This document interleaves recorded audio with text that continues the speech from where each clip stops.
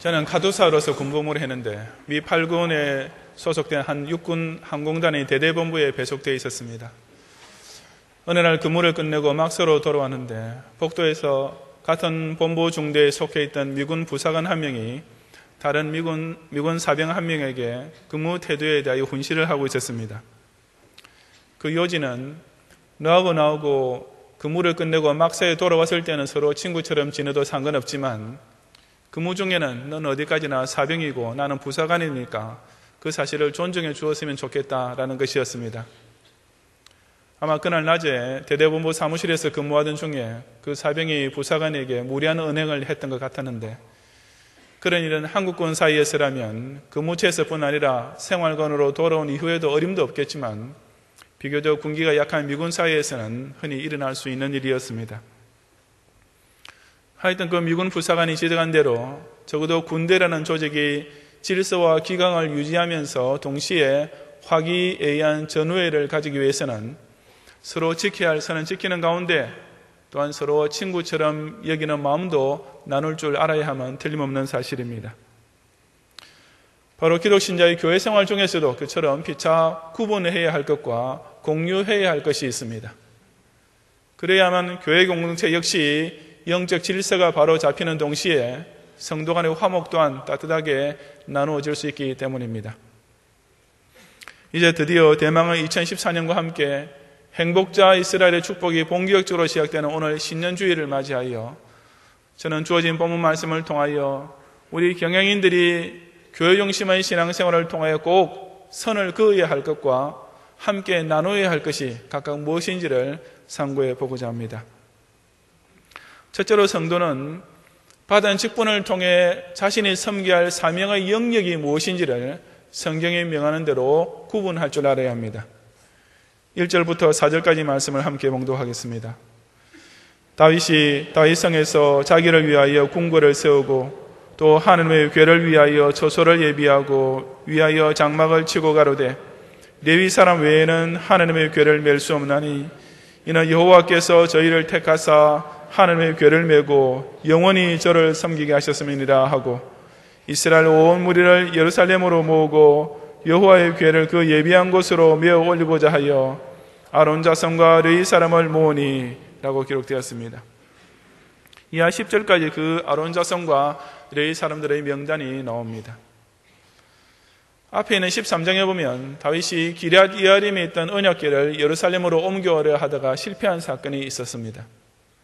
그때 다윗은 크게 실망하고 분노하여 그 언약궤를 근처에 있던 오벳 에돔의 집에 그냥 갖다 놓고 돌아왔던 것입니다. 하지만 그로부터 석 달가량 지났을 때 다윗은 그 1차 시도 때 자기 딴에는 좋은 뜻으로 시작했음에도 불구하고 오히려 하나님의 진노를 당하게 되었던 원인이 과연 어디에 있는지에 대하여 좀 더 곰곰이 생각해 보게 되었습니다. 그러다가 다윗은 아차 하고 그때의 잘못을 깨닫게 됩니다. 바로 본문 2절에서 다윗이 고백하고 있는 대로 레위 사람 외에는 하나님의 궤를 맬 수 없나니 이는 여호와께서 저희를 택하사 하나님의 궤를 메고 영원히 저를 섬기게 하셨음이니라는 아주 중대한 사실을 번쩍 깨닫게 되었던 것입니다. 실제로 보면 다윗이 언약궤를 옮기려던 1차 시도 때에도 제사장과 레위 사람들도 불러 모았으며 그 수레를 몰던 우사와 아히오도 제사장의 아들들이었습니다. 하지만 그때는 그저 국민의 대표자들이 함께 참여하는 중요 행사에 레위 사람들도 동참시키는 정도의 의미로 그랬던 것이며 우사와 아히오도 그들이 레위인이라는 이유로 일부러 뽑았던 것이 아니라 언약궤가 기럇 여아림에 있을 때에 그들이 마침 그 집 주인의 아들들이었기 때문이었습니다. 더욱이 다윗이 언약궤를 그들의 어깨에 매게 하지 않고 수레에 싣도록 했던 것은 그가 1차 언약궤 운반 시도 때에는 이 율법의 규례를 전혀 염두에 두지 않았다는 명백한 증거인 것입니다. 바로 그 잘못을 다윗은 이제야 알게 되었습니다.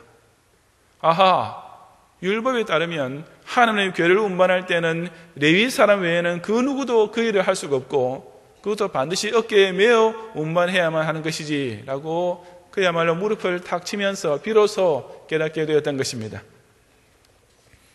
그런 다음에 다윗이 어떻게 했습니까? 일단 이전처럼 언약궤 운반을 위한 준비위원회를 소집했습니다. 하지만 이번에는 그 순서부터가 달랐는데 4절 이하의 말씀에 보면 제일 먼저 아론 자손과 레위 사람들이 등장합니다. 레위 사람들 중에서도 언약궤 운반에 직접 참여하게 되어 있는 그핫 자손이 제일 먼저 나오고 그 뒤를 이어서 레위 지파의 다른 자손들과 기타 종족들이 언급되는데 8절 이하 이어지는 엘리사반 자손, 헤브론 자손, 우시엘 자손들은 바로 그핫의 후손들인 것입니다. 반면에 13장에 보면 1차 시도 때에는 그 순서부터가 제일 먼저 온 이스라엘을 불러 모으고 그 다음에 제사장들과 레위인들이 뒤따라 나오고 있는 것입니다. 이처럼 이번만큼은 언약궤 운반을 어디까지나 레위인들이 전적으로 주관하는 가운데 진행시키고자 하는 다윗의 자세는 그 다음 말씀에서 더욱 분명해집니다. 이어지는 11절부터 15절까지의 말씀을 함께 봉독하겠습니다. 다윗이 제사장 사독과 아비아들을 부르고 또 레위 사람 우리엘과 아사야와 요엘과 스마야와 엘리엘과 암미나답을 불러 저희에게 이르되 너희는 레위 사람의 족장이니 너희와 너희 형제는 몸을 성결케 하고 내가 예비한 곳으로 이스라엘 하나님 여호와의 궤를 메어 올리라. 전에는 너희가 매지 아니하였으므로 우리 하나님 여호와께서 우리를 충돌하셨나니 이는 우리가 규례대로 저에게 구하지 아니하였음이니라. 이에 제사장들과 레위 사람들이 이스라엘 하나님 여호와의 궤를 메고 올라가려 하여 몸을 성결케 하고 모세가 여호와의 말씀을 따라 명한 대로 레위 자손이 채로 하나님의 궤를 꿰어 어깨에 매니라고 했습니다. 여기 보면 다윗은 제사장들과 레위 사람의 대표자들을 따로 불러서 이 일을 추진하도록 전권을 위임하고 있습니다. 다윗은 그들을 불러놓고 너희는 레위 사람의 족장이니 여호와의 궤를 메어 올리라 하고 언약궤 운반에 따른 모든 일을 전적으로 맡겼던 것입니다. 그러면서 다윗은 전에는 너희가 매지 아니하였으므로 여호와께서 우리를 충돌하셨다라고 즉 우리에게 진노하셨다라고 회상하면서 우리가 규례대로 저에게 구하지 아니하였기 때문에 즉 하나님께 묻지 않고 마음대로 일을 진행했기 때문에 그런 벌을 받았다고 했습니다. 즉 지금 다윗은 언약궤 운반 1차 시도 때 자기가 저질렀던 잘못을 지금 뼈저리게 회개하고 있는 것입니다. 그때는 이번처럼 레위 지파 중심의 특별위원회 같은 것은 전혀 없었습니다. 오로지 다윗 혼자 기획하고 준비하고 진행하고 감독까지 했던 그야말로 혼자서 푹 치고 장구친 격이었습니다. 물론 그렇다고 해서 다윗이 어떤 개인적인 명예욕 따위가 있어서 그랬던 것은 결코 아니었고 자기 나름대로는 그 일에 대한 열정이 넘쳐서 했던 일이었습니다. 하지만 아무리 뜻이 좋았다 하더라도 레위 사람 외에는 하나님의 궤를 맬 수 없나니 이는 여호와께서 저희를 택하사 하나님의 궤를 메고 영원히 저를 섬기게 하셨다라는 이 명백한 율법을 어긴 것은 결코 변명할 길이 없었던 것입니다. 사람의 눈에는 당시 다윗이 저질렀던 잘못이 별것 아닌 것처럼 여겨질지 모릅니다.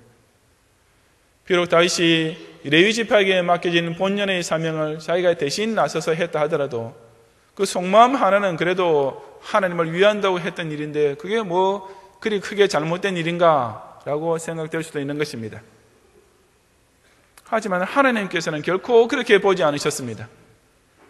왜냐하면 언약궤에 관계된 일만큼은 하나님께서 오직 레위 사람을 택하여 영원히 섬기도록 율법에 명백히 기록된 명령이었을 뿐 아니라 외인이 가까이 오면 죽일지라 하는 무서운 경고까지 덧붙이신 엄명이었기 때문이었습니다. 다윗은 바로 이런 사실을 이제야 깨닫게 된 까닭에 이번만큼은 철저하게 율법이 명한 그대로 언약궤 운반을 시도했던 것입니다. 그리고 그 결과 모든 일은 오직 레위 지파를 중심으로 일사천리로 진행되어 갔습니다. 그것을 두고 15절 말씀은 여호와의 말씀을 따라 명한 대로 레위 자손이 채로 하나님의 궤를 꿰어 어깨에 매니라 하고 이번 제2차 언약궤 운반이 제1차 때와 비교할 때 어떤 결정적인 차이점이 있었는지를 간략하지만 정확하게 요점을 찔러 정리하고 있는 것입니다. 구약의 성막 시절과 마찬가지로 신약 교회 안에도 역시 하나님께서는 각각 다른 직분을 주셨습니다. 어떤 사람은 사도로, 어떤 사람은 선지자로, 어떤 사람은 교사로, 어떤 사람은 다스리는 자로 세우신 것입니다.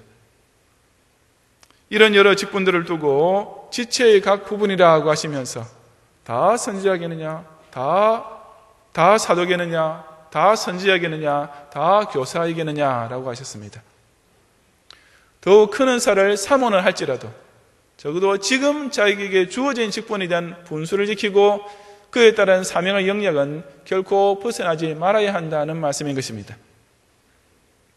만약에 그렇지 않으면 교회의 가장 기본적인 질서부터가 깨어지고 교회의 근본적인 구조 자체가 붕괴하고 말 것이기 때문입니다. 개인 신앙은 어디까지나 하나님 앞에서 1대1로 해결해야 할 문제입니다. 그래서 우리 장로교의 헌법에 보면 모든 신자는 각자 자신의 신앙 양심에 따라 행할 자유가 있음을 분명히 명시하고 있습니다. 다시 말해서 어떤 사람이 예수님을 정말로 믿고 있는가, 그 사람이 구원받을 수 있는가 없는가 하는 것은 교회나 목사가 중간에서 판결할 문제는 결코 아니며 오직 하나님께서 최종 판결을 내리실 문제인 것입니다. 천주교는 바로 이것까지 인간적인 교권의 주장 아래 두려워하기 때문에 대표적인 이단이 되는 것입니다. 하지만 또 한편으로는 그런 개인 신자들이 모여서 이루어지는 신앙 공동체인 교회는 어디까지나 교회의 머리 대신 주님께서 기뻐하시는 뜻을 따라 질서 있게 세워져야만 합니다. 그리고 그 주님의 뜻이란 오직 성경에 기록된 법도와 율례와 규범과 명령일 뿐입니다.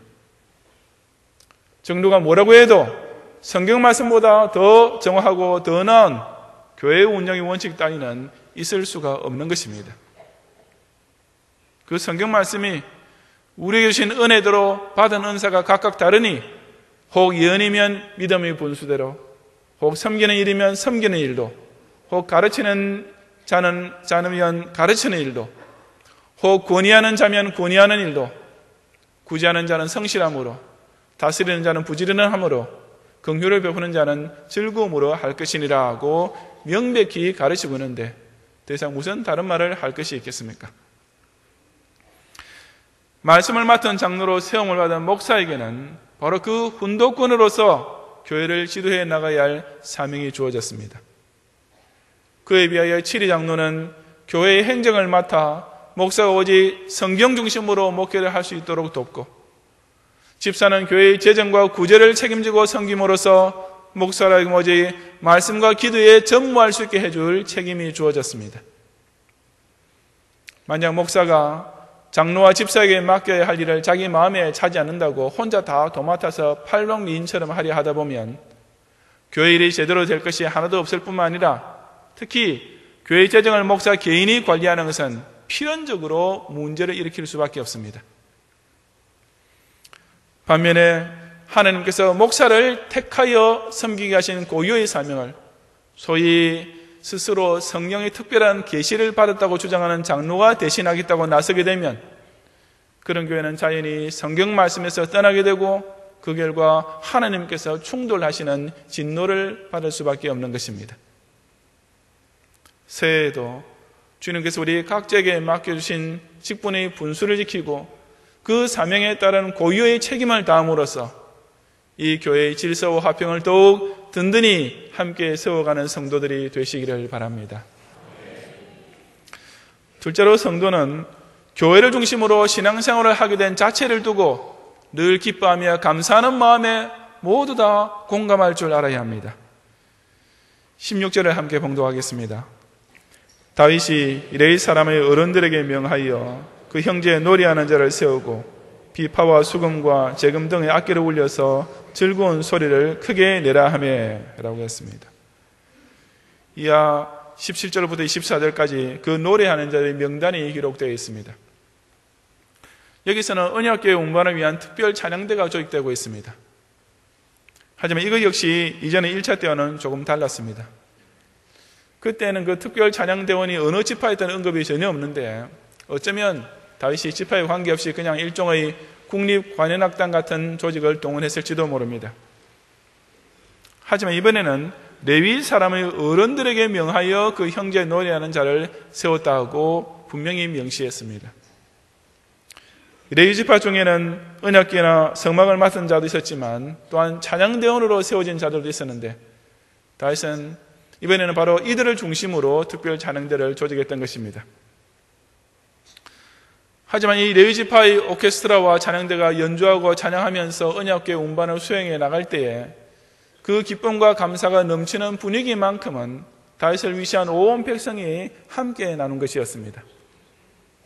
바로 25절 이하 29절에 기록된 것인데 다 같이 봉독하겠습니다.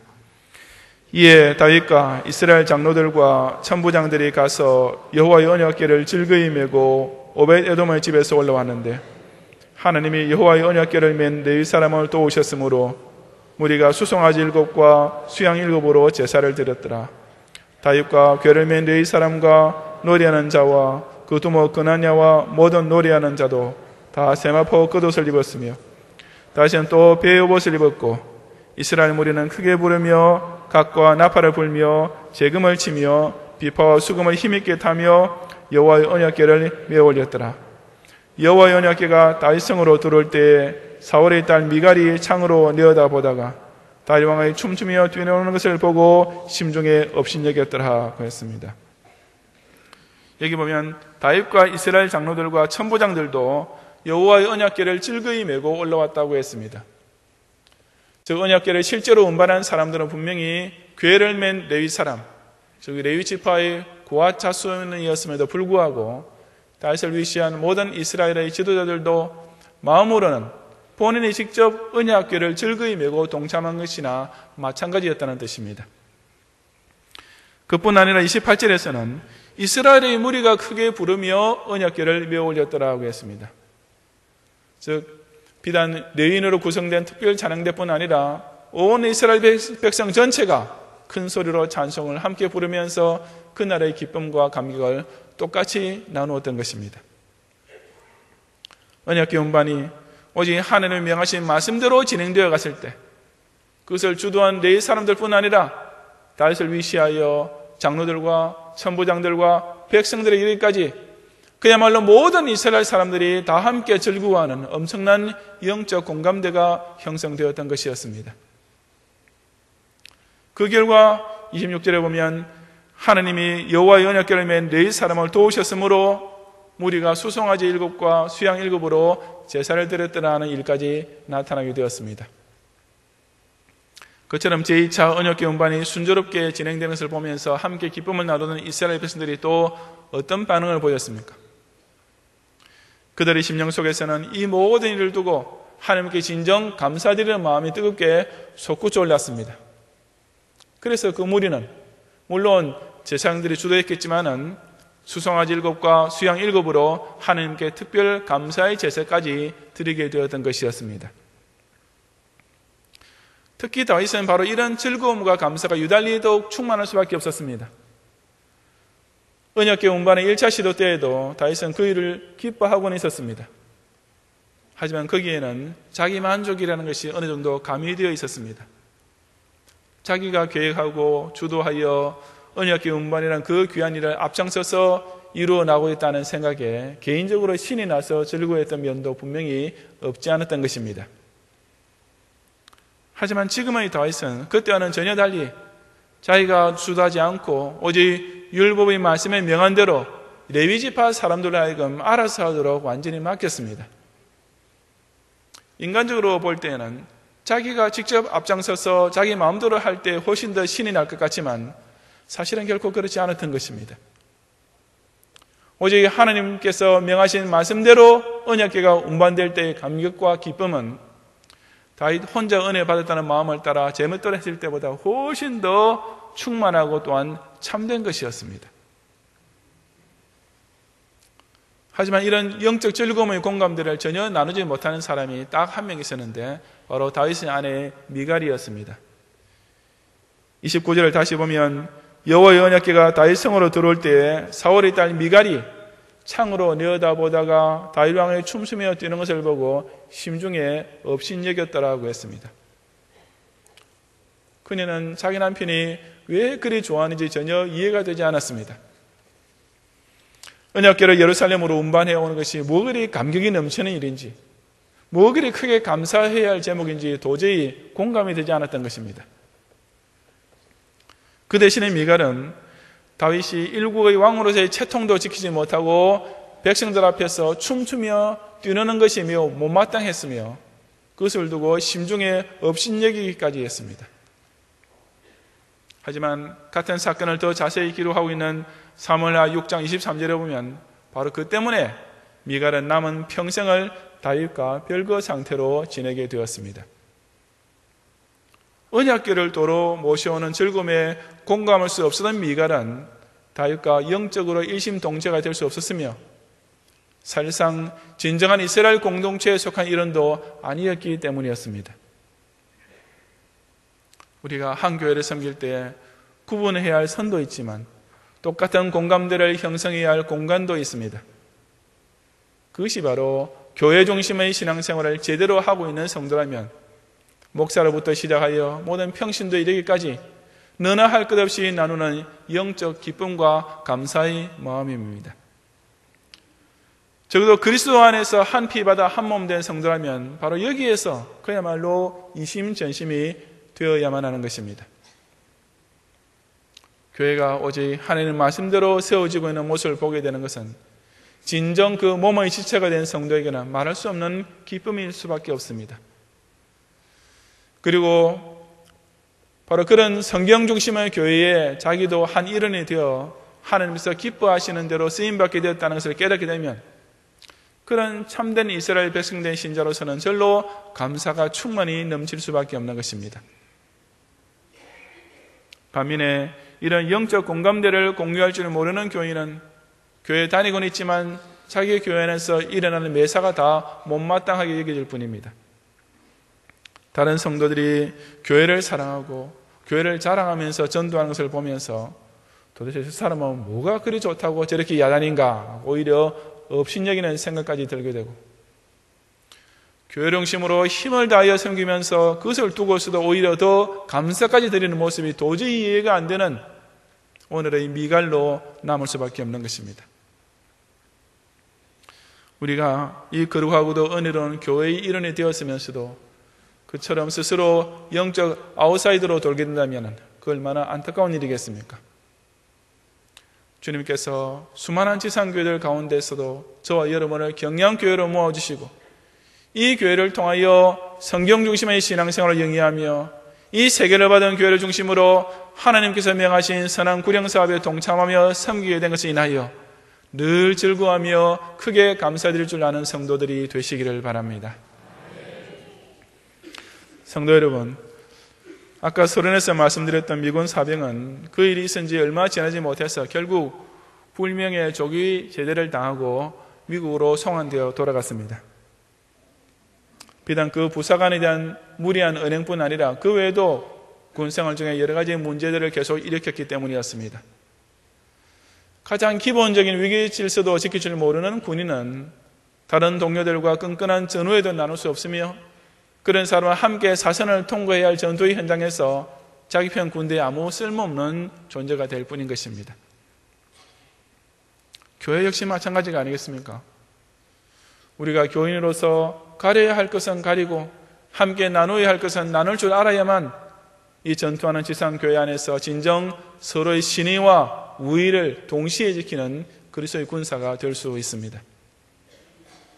만약 직분에 따른 본분은 지키지 않고 교회 중심의 신앙생활에 따르는 기쁨과 감사도 전혀 모르고 있다면 결국 교회의 질서를 흔드는 시험거리 교원이 될 수밖에 없을 뿐 아니라 본인의 신앙 자체부터가 이미 차가워지고 병들어갈 수밖에 없는 것입니다. 주님께서는 2014년도에도 우리 각자를 그냥 경량교회 교인으로 뿐만 아니라 직분을 맡은 청지기로서 새해를 맞이하게 해주셨습니다. 우리는 그 사명에 따른 분수를 지키면서 자신의 책임만을 완수해야 합니다. 또한 저와 여러분은 그냥 기독 신자가 아니라 경양 공동체에 속한 교인이기도 합니다.